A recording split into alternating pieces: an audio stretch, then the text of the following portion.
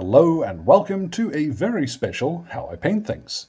Now what I've got spinning around in front of me today is one of the Victrix mounted knights. Now these are a fairly recent release. They are a plastic kit available from Victrix, and they have very kindly provided this for me for the purposes of this review and video. So thanks to them, and just so you know, yep, I got them for free, so I might be a little bit nicer, but no, I think you can tell that they're actually really brilliant miniatures.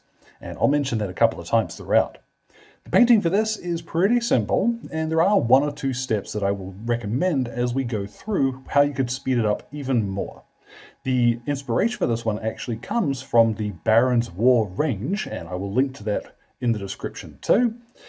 Yeah, this was a lot of fun, so all of the paints for this will be listed in the description below. Let's get started. So first off, let's get a look at these things. I've got the bag here. I haven't even opened it up yet because I want this to be as first impressions as possible. Like a lot of the Victrix historical kits, you'll see that there are, it's in a plastic bag rather than a box, and I think it's kind of funky. There is I can see an instruction sheet lurking in there, but there is also, on the back here, the parts that will fit together and what have you. So it does point out arms will work on most bodies. I'm going to have a play around because it does recommend you can get some pretty cool combinations.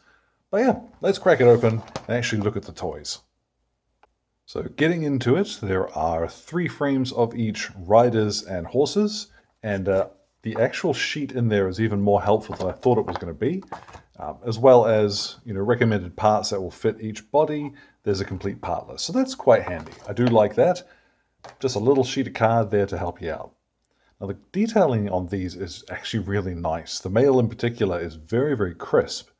1 or 2 bits with guys who have their hands missing, and there are weapons options, different mailed hands with, what is that, a mace, swords and what have you. There's not a huge amount to talk about really, because they're nice. They're really well done. But one thing I do like about the kits is look at all these heads. That is, yeah, you're going to have some fun there. Particularly if you're like me and you like being able to skip through quite quickly without having to paint faces for like a regiment, say, if you were going to paint a large collection of these. That's pretty cool. I do like this chap who has his face out. Of course, he's yelling. Bonus. The one issue I have had in the past with a previous Victrix kit is that the plastic was a little bit brittle, and I managed to very easily snap a musket that a miniature was carrying just by brushing a finger over the top as I was painting it. I wasn't being rough, I promise. So the plastic on these, if I hold it down by the hand and give it a pretty good flick, yeah, okay, this is way more durable than what I was worried about. I know it's a tiny thing, but that was, I don't know, it had put me off a couple of the Victrix boxes in the past, but maybe it's possible I just got a bum box. This, you can see I'm not mucking around with it. That is getting quite a bending. So, okay, that'll stand up to a bit of use, bit of abuse. Let's stick one together and have some fun. Then once we've got them all together, you'll have something that looks, well, probably like this, or you might choose to arm them with a lance or a spear.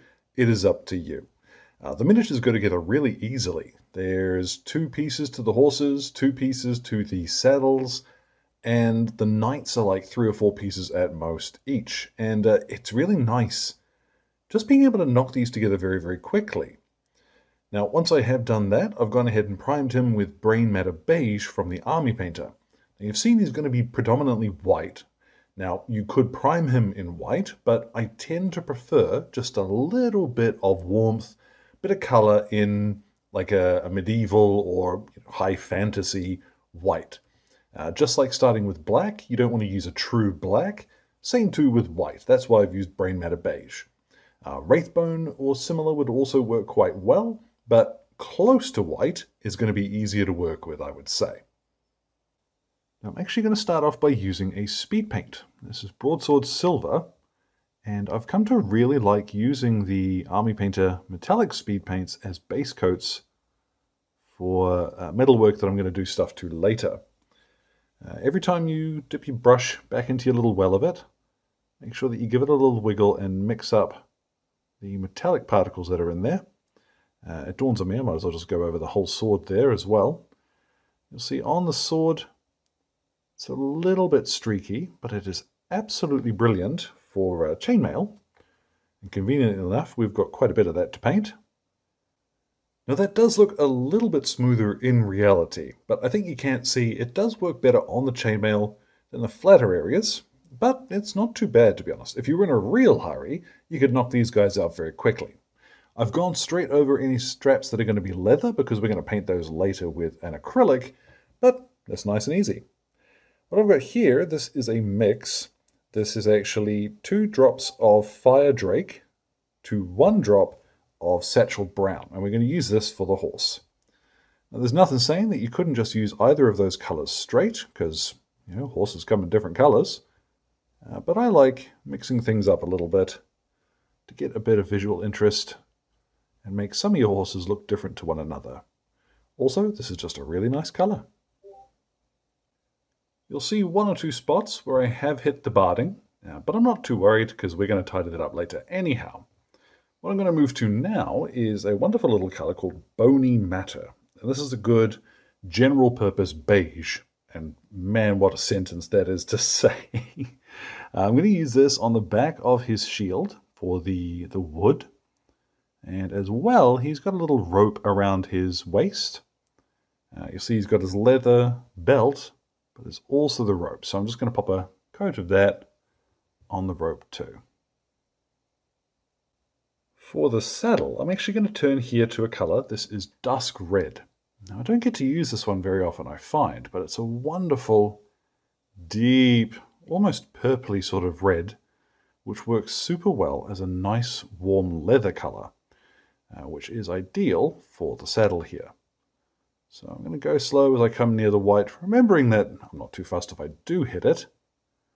But if I take my time here and I have less tidy up to do, it will probably be faster overall. All right, now the reins I'm going to hit here with some Slaughter Red. I do want to try and avoid the white stuff as always. Now with the speed paints, I tend to find if you get your brush close to an edge, just dab it a little while you've got some paint on your brush, and it will run along the seam quite nicely. So you tend not to have to chase into the corners with this stuff. At this point, what I'm going to do is use bright red. This is another speed paint color to start marking in the crosses. Now here you don't have to use speed paint, and to be fair, you don't have to with any of these. I just really like the flow properties of them and find them useful for this sort of work. What I'm going to do is aim a little dot, beep, where I want the bottom of the cross to be, and then another one, beep, there. The beeping is obviously completely necessary.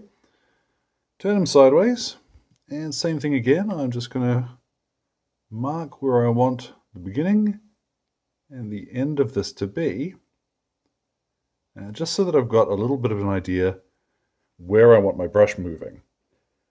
Once I'm satisfied with that, let's pop them on the side again. I tend to find it easiest holding the miniature in such a way that all I got to do is move my brush in one straight line. Now this is by its nature going to spread out a little bit and blob slightly, but I'm not too worried. Just back and forth a couple of times, and that is a relatively straight line. So now comes the fun part of doing that, what is that, 8 or so times? Here we go. Oh, and don't forget to do it on a shield as well. Just a bob, a bob, a bob, bob, and a bob. Now don't worry if your lines aren't perfectly straight, because we're not quite finished yet.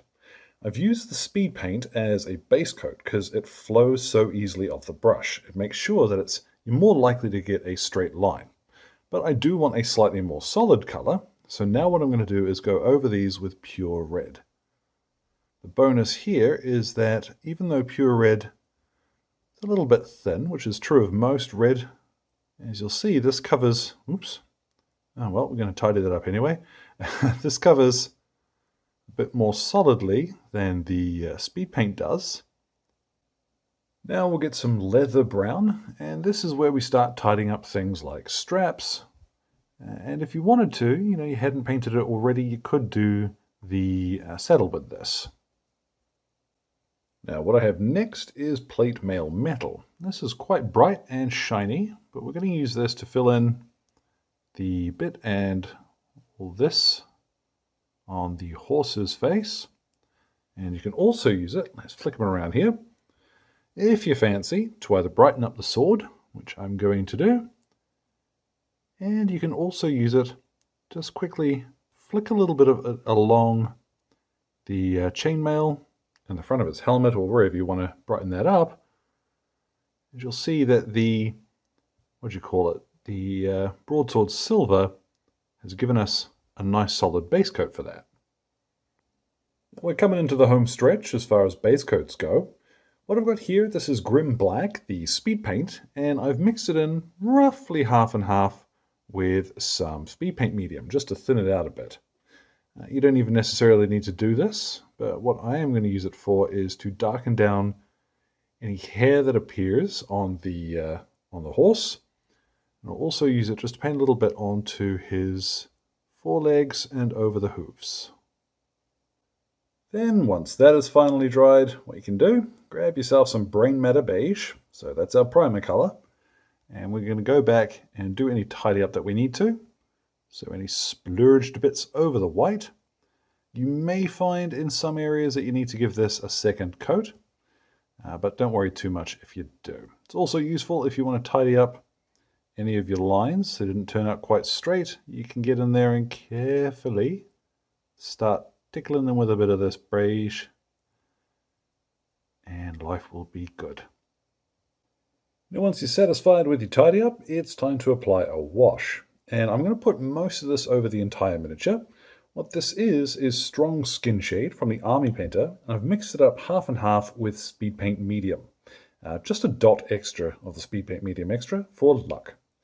What we'll do then is start applying this fairly generously over the entire miniature. Now you want to work pretty quickly with it, and if you get any of the bubbling like you see there, just give it a couple of seconds to settle, and then you can come back and run your brush over it again.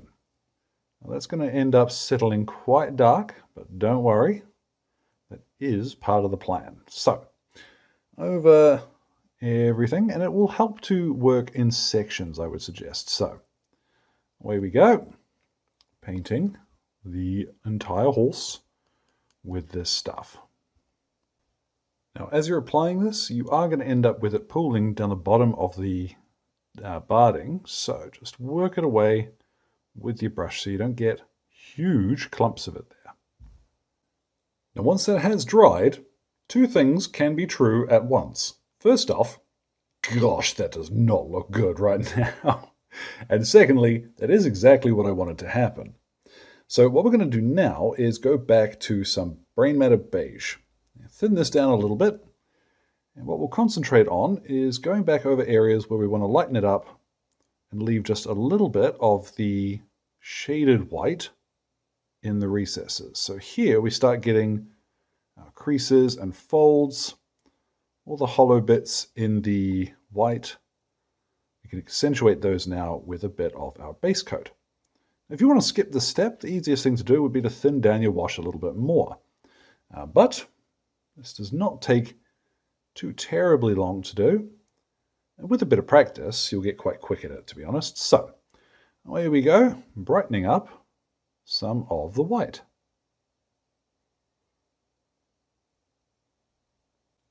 Now that will take a bit of doing. That is definitely the slow part. I would recommend, if you wanted to get these guys done on the table quicker, to just use more thinner in your wash, or use something like Sonic Tonic, and I'll put the link to that in the description, which is a mix-up of much thinner shades.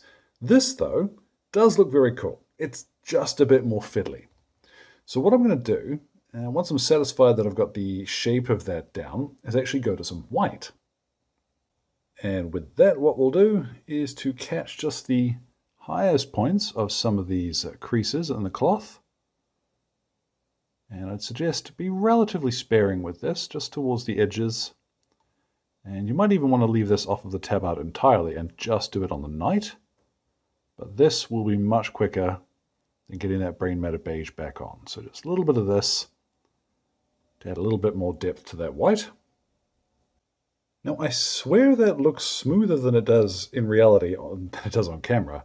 Oh well. We're going to go back to pure red and do the same over just a few little bits of the cross shapes. And then finally some plate mail metal again, and I'm just going to pick out his sword, top of his helmet and stuff with this.